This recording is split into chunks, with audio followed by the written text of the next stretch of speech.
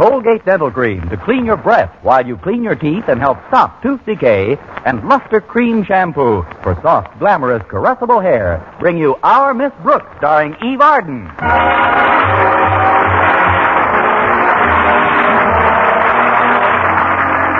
It's time once again for another comedy episode of Our Miss Brooks, written by Al Lewis.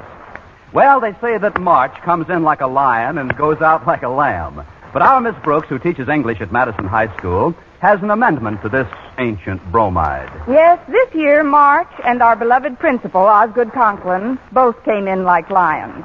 And last Wednesday morning, when he summoned me to his office, I could tell by the tone of his roar that he had gotten up on the wrong side of his cage.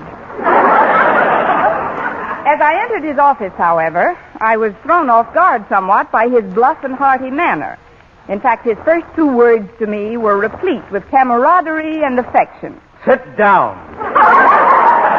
Yes, sir. Miss Brooks, I arrived at school this morning 15 minutes ahead of anyone else, as is my wont. It certainly is. And it certainly is what?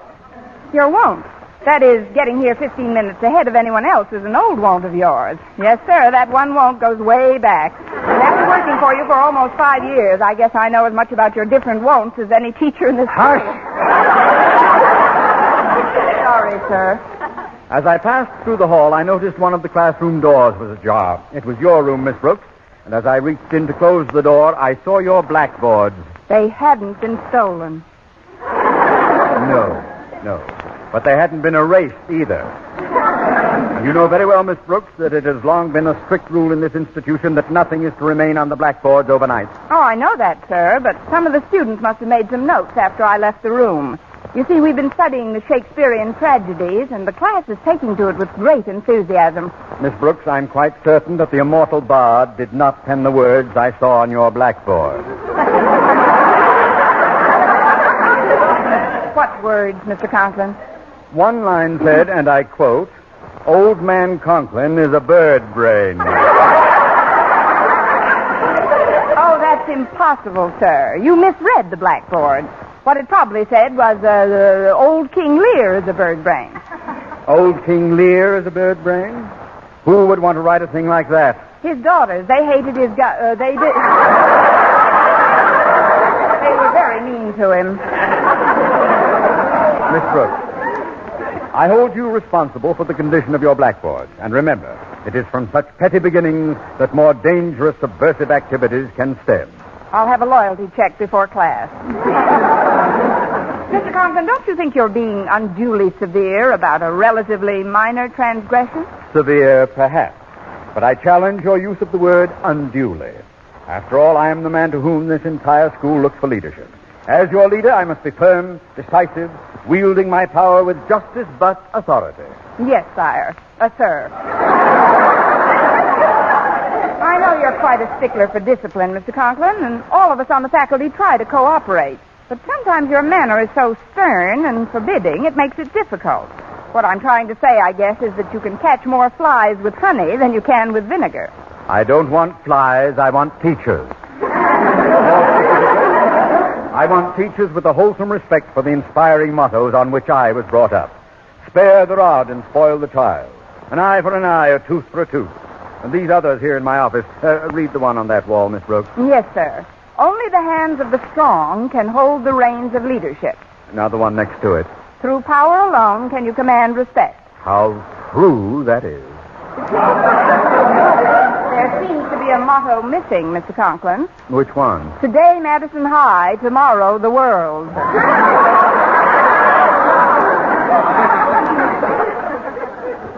The janitor broke that one while he was dusting.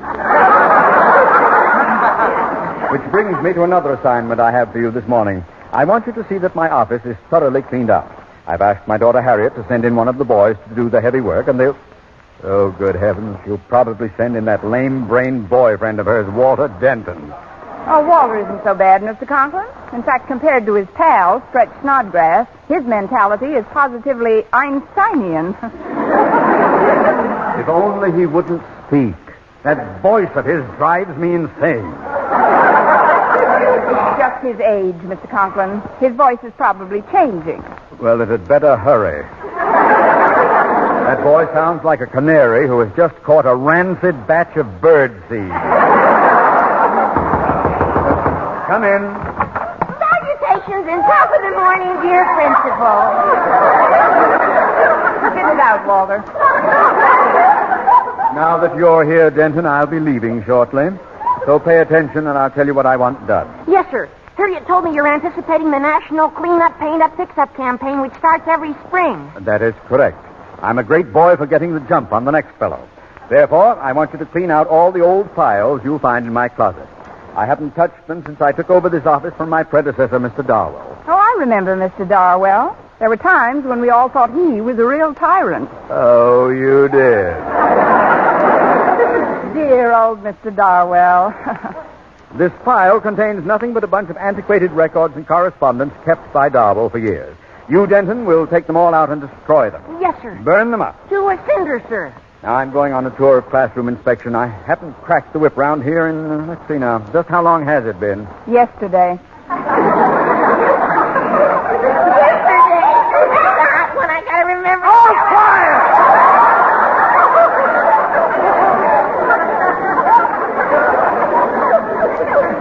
I received an exceptionally large batch of mail this morning, Miss Brooks. While I'm gone, I want you to open each and every letter, digest its contents, and if it is not of sufficient importance to demand my personal attention, tear it up. I'll rip it to pieces, Mr. Conklin. Rumple it. Destroy it. I'll be merciless. Hurl it in the basket. I'll bash it with my bare fist. I'm going now. Remember, let's get on the ball and stay there.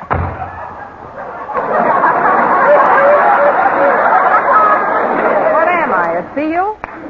Miss Brooks, he's in a pretty bad mood this morning, isn't he? Even for him. But you'd better get busy cleaning out those files, Walter. Yes, ma'am. They're right in this closet here. Gosh, what a bunch of junk. I'll never be able to sort this stuff alone. Will you give me a hand, Miss Brooks? I'd like to, Walter, but I've got to go through the mail. Why don't you get Stretch Snodgrass to help you? Oh, he's working in the supply room this morning. He's supposed to be taking inventory before the Clean Up, Paint Up, Fix Up campaign starts this spring. It seems kind of early to me. Me too, but Mr. Conklin's a great boy for getting the jump on the other fellow. I know. I've seen him jump on some of the other fellas. Gosh, poor old Stretch will be lost down there. Maybe I'd better look in on him and see how he's doing. I wish you would, Miss Brooks. He doesn't know how to take inventory. He probably doesn't even know how to pronounce it.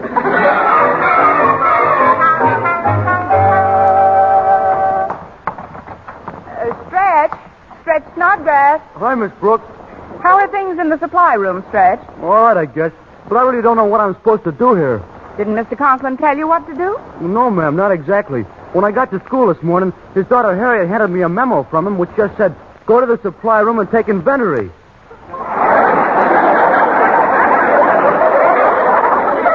Well, I'm on a spot, Miss Brooks. Why? I can't find no inventory no place. On top of that, Mr. Conklin just stopped by and bawled me out something awful. Bawled you out? What were you doing? I wasn't doing nothing. I was just standing here like a stick. Well, what did Mr. Conklin say to you? He said, what's the idea of standing there like a stick? So I said, well, I ain't standing here like no stick. So then he said, who's your English teacher, boy? So right away I said, Miss Brooks is my English teacher, that's who's.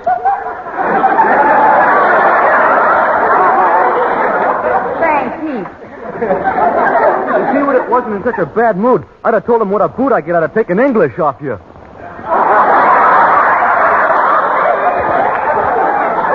Gosh, sometimes I think I'd like to stay in your class forever, Miss Brooks.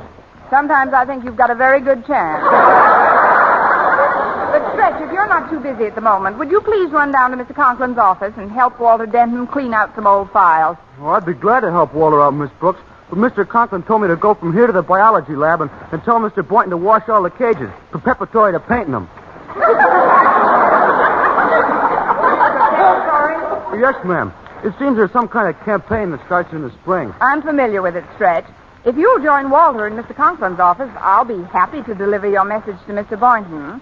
Of course, before I go to the biology lab, I've got to start my own campaign. You know, clean up, fix up, paint up. You mean your classroom, Miss Brooks? Classroom, nothing. Me.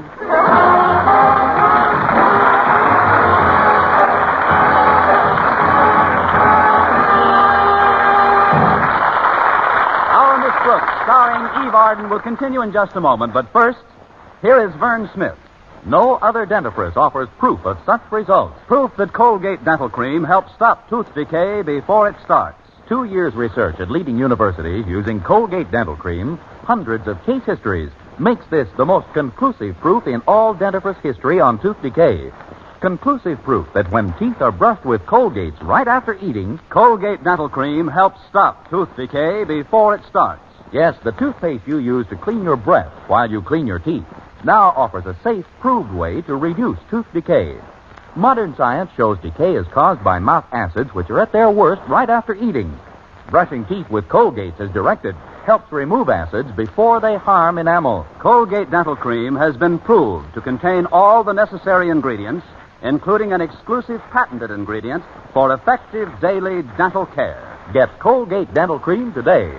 Big economy size, only 59 cents. Always use Colgate Dental Cream to clean your breath while you clean your teeth and help stop tooth decay before it starts. Remember, no other dentifrice offers proof of such results.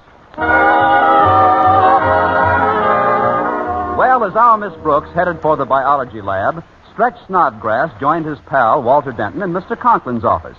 They were cleaning out the files in the closet when Walter came to an old letter from the Board of Education. When he finished reading it, he grabbed Stretch by the shoulder. Hey, Stretch, read this letter. Let's see. You better read it to me, Walter. I'm saving my eyes for batting practice.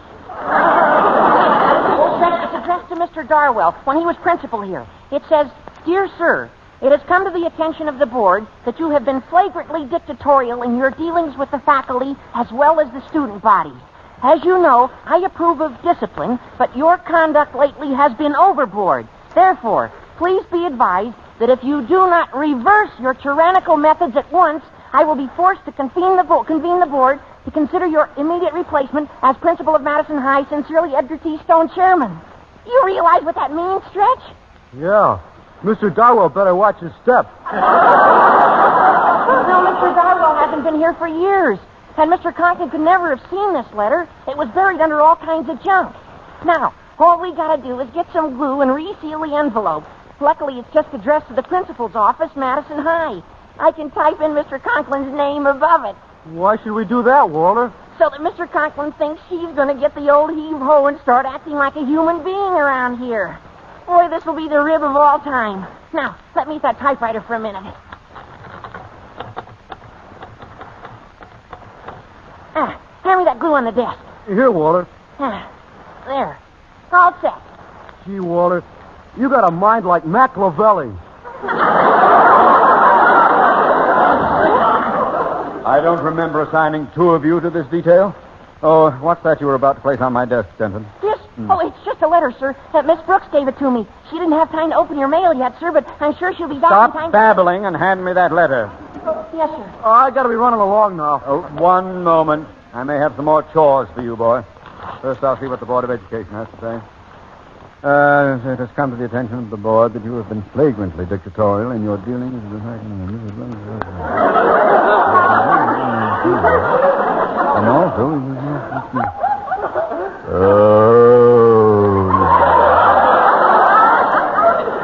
Bad news, Mr. Conklin? What?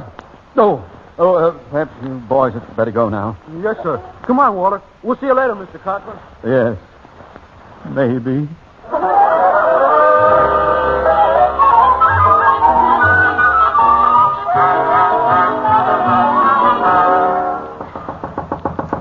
Come in. I appointed a student teacher to take charge of my study period, Mr. Conklin. Now I can get right to your mail. One moment, Miss Brooks, before you sit down. Yes? Let me dust that chair for you. There, now that's better. Now, are you sure you'll be comfortable in this chair? I'd be happy to get you a cushion if you want me to. It has always been my warmest desire to take the burdens off my teachers, make them as light as possible. If you have any suggestions which might help me achieve this desire, you have but to mention them, and I am your willing slave. Your wish is my command. I can't recall rubbing any lamps around here. Now, you just forget about that nasty old correspondence of mine. I was just teasing when I said you'd have to go through all my mail. You toddle on out to the grounds and sun yourself for a while. Then when lunchtime comes, meet Mr. Boynton. I know you're fond of him. Have a nice, leisurely luncheon together. Yes, sir. I'll be happy to toddle along now, but first there's just one question I'd like to ask. What is that? I don't know who you are, but what are you doing with Mr. Conklin's head on?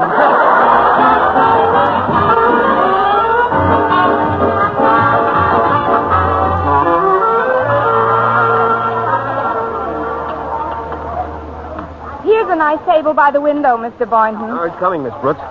Say, the cafeteria is pretty crowded today. Here's your tray.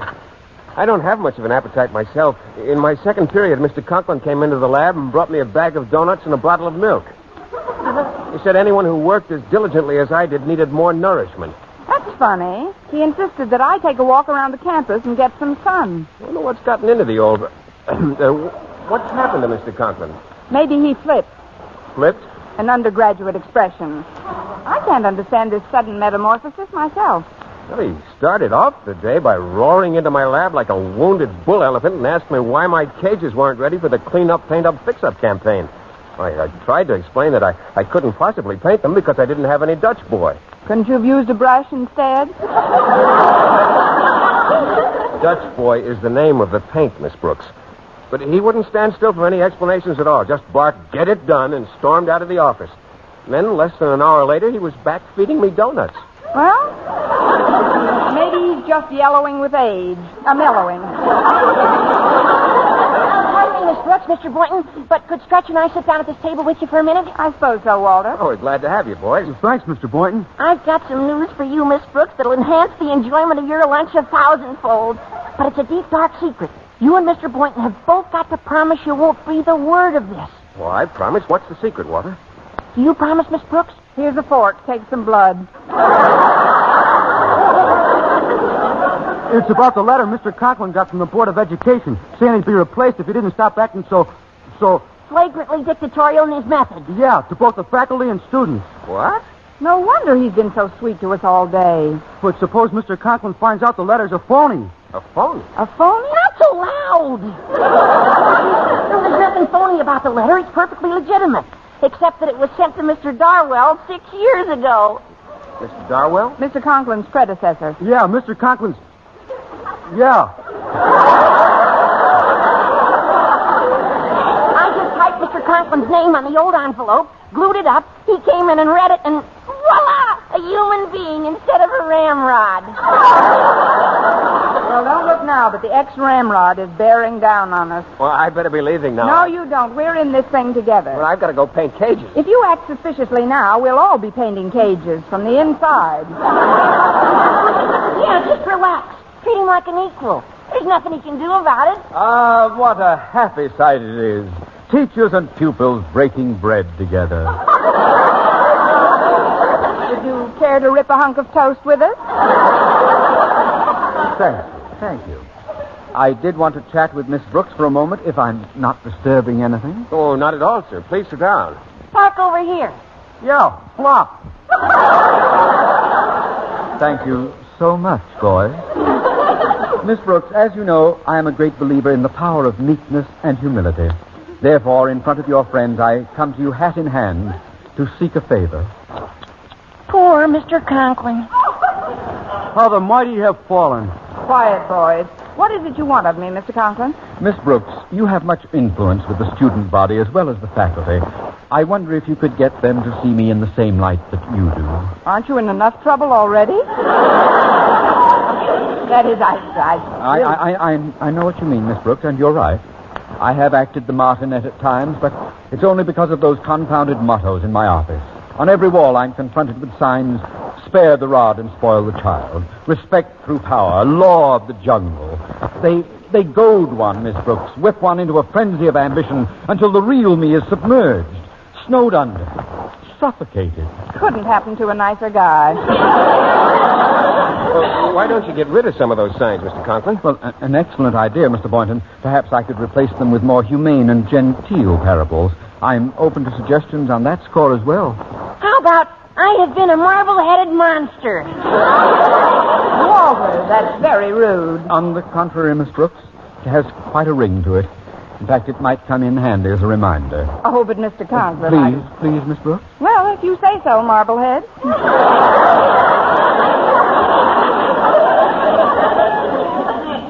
Music to my ears. I've always been ready to criticize others for their shortcomings. Perhaps if I had a list of my own to refer to each morning, it would help me be more tolerant. Do you think you could compile one? It might take months. Oh, you Walter Denton. You know, Miss Brooks, I don't believe I've ever mentioned it before, but I love this boy. I'm sure you do, Mr. Conklin. I can tell by the way the veins stand out in your neck when you say it. Well, I'm serious about this list of my shortcomings, Miss Brooks. I'll be deeply grateful if you bring a list containing all your complaints to my office as soon as possible. Now, remember, Miss Brooks, don't try to spare my feelings. Give it to me with both barrels. You'll be helping me in the end. Mr. Conklin, I can't think of anything I'd rather do with both barrels.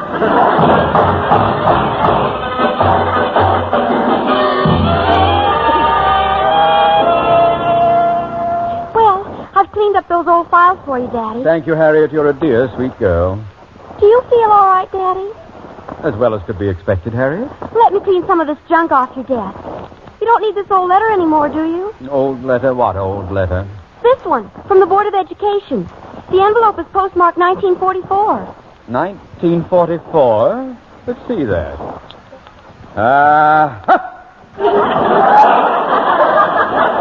They must have taken this from Mr. Darwell's files and typed my name on the envelope. What are you talking about, Daddy? Harriet, your daddy has been the victim of a monumental hoax.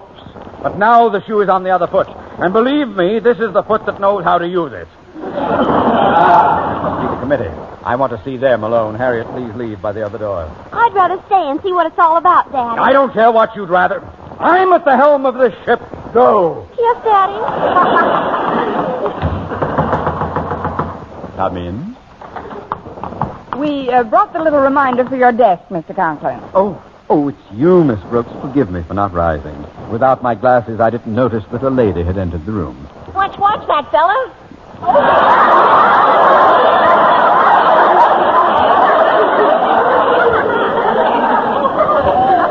Indeed, I will. Now, if you'll be kind enough to read me your bill of particulars concerning my various infamies. We're all going to read some of it, Mr. Conklin. Will you begin, Miss Brooks? Thank you, Mr. Boynton. Whereas I, Osgood Conklin, principal of Madison High School, desiring to improve relations between myself, the faculty, and the student body. Your turn, Walter. I do promise to keep the following ever before me as a reminder of past sins of which I am heartily ashamed. And which I ain't never going to repeat no more. Splendid. Please continue. Wait till you hear this. I readily admit that on many occasions I have acted like a pompous, puffed-up, ill-tempered, addle-pated blowhard. Forgive me, but it seems to me you've omitted maladjusted. Please don't interrupt. That's in the next paragraph. Now, where was I? Addle-pated blowhard. Oh, yes, addle-pated blowhard. And on other occasions I have bellowed like a bull. Screamed like an elephant. Hissed like a viper. Snorted like a buffalo. And otherwise exhibited the behavior of a maladjusted nincompoop. Oh, there it is. Now, before you go any further, I'd like you all to sign this document for me. Oh, we already have, Mr. Conklin. Oh, good. Then perhaps you'd be kind enough to autograph this other manuscript sent from the Board of Education in this envelope postmarked 1944 and intended for my unfortunate predecessor, who doubtless had to contend with just such perfidious malcontents as you, who stand quaking before me this very moment! High ground, boys! The bridge is out!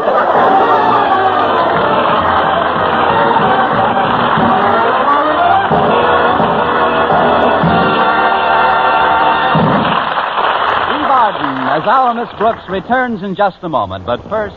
Dream girl, beautiful luster cream girl. Tonight? Yes, tonight. Show him how much lovelier your hair can look after a Luster Cream shampoo. Luster Cream, world's finest shampoo. No other shampoo in the world gives you Kay Dumit's magic blend of secret ingredients plus gentle lanolin. Better than a soap, better than a liquid, Luster Cream is a dainty cream shampoo. Leaves hair 3 ways lovelier. Fragrantly clean, free of loose dandruff, glistening with sheen, soft, manageable. Even in hardest water, Luster Cream lathers instantly. No special rinse needed after a Luster Cream shampoo. So gentle, Luster Cream is wonderful even for children's hair. Tonight, yes, tonight, try Luster Cream shampoo. Dream girl, beautiful Luster Cream girl. You owe your crowning glory to a Luster Cream shampoo. And now, once again, here is our Miss Brooks. Having expected a one-way ticket to Devil's Island, I thought the punishment Mr. Conklin meted out was comparatively just. However, it was after 7 o'clock that evening before I got home. Why, Connie, I was beginning to get worried about you. Where in the world have you been all afternoon? I was doing a little writing, Mrs. Davis. Writing? What were you writing? Oh, I don't think you'd be interested. It's not your type of stuff. I'm interested in everything you do, Connie. Please tell me all about it. Well, if you insist, Mrs. Davis, but you'd better sit down. This may take quite a while. All right. There. Now, what did you write? I wrote, our principal is the best principal that any school ever had. Our principal is the best principal that any school ever had. Our principal is the best principal that any school ever had.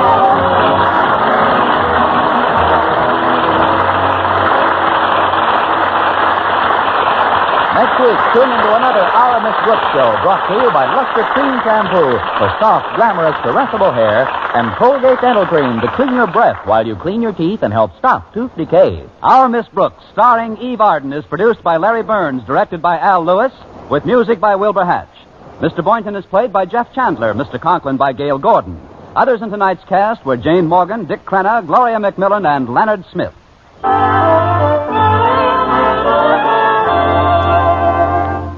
Doctors prove Palmolive Soap can bring you a lovelier complexion in 14 days. Yes, 36 leading skin specialists proved in tests on 1,285 different women that Palmolive Soap facials, using nothing but Palmolive, brought new complexion beauty to 2 women out of 3. Just wash your face 3 times daily with Palmolive Soap, each time for 60 seconds, massaging Palmolive's beauty lather onto your skin. Then rinse. So start your Palmolive facials today. Remember, doctors prove Palmolive Soap can bring you a lovelier complexion in 14 days.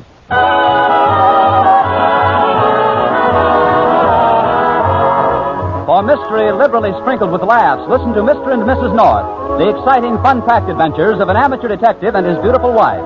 Tune in Tuesday evening over most of these same stations. And be with us again next week at this same time for another comedy episode of Our Miss Brooks. Bob Lamont speaking. This is CBS, the Columbia Broadcasting System.